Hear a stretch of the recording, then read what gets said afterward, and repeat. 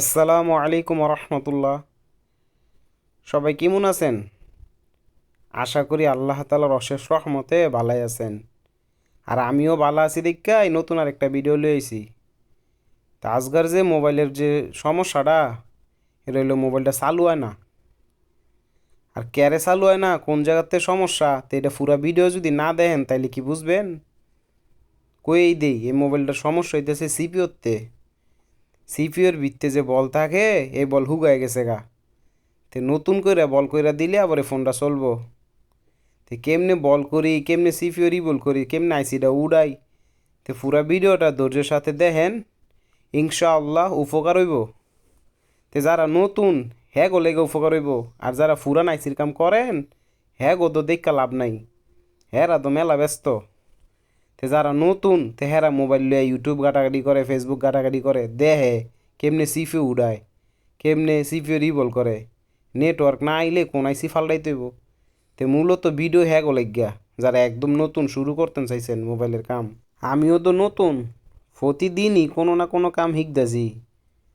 তা আমি ক্লাস করছি না, আমি জাফর ইকবাল স্যারের থেকে ক্লাস করছি, শহীদুল্লাহ কাউসার স্যারের থেকে ক্লাস করছি।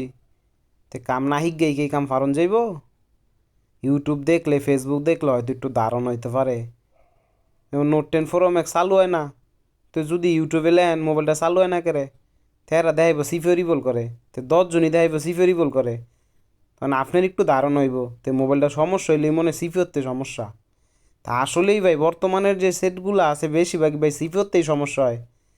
95% সিপিওতেই সমস্যা। ক্যামেরা আয় না কয় সিপিও রিবল, টাচ কাম হরে না কয় সিপিও রিবল, ডিসপ্লে সাদা আয় কয় সিপিও রিবল, গ্রাফিক্স আয় না কয় সিপিও রিবল।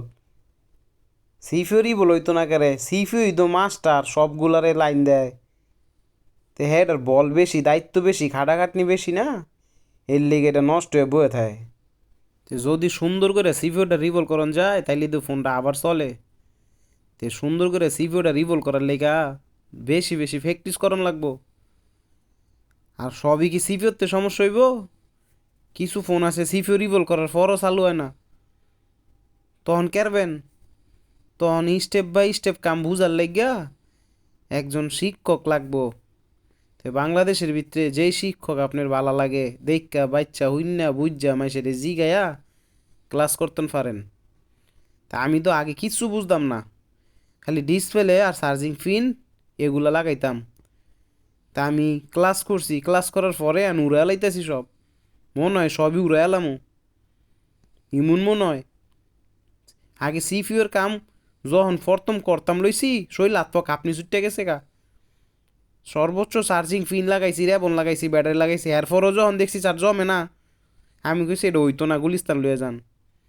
আর যখন মোটামুটি আমি একটু বুঝছি ফাওয়ারাইছি কোনটা সিপিও কোনটা নেটওয়ার্ক আইসি কোনটা, এটি যখন একটু বুঝ জ্বালাইছি, এখন দোকানে বইলে কাস্টমার যখন আয় কয় ভাই Poco X3 Pro চালু হয় না, Note 10 Pro Max ক্যামেরা আয় না, এমন খুশি লাগে ভাই।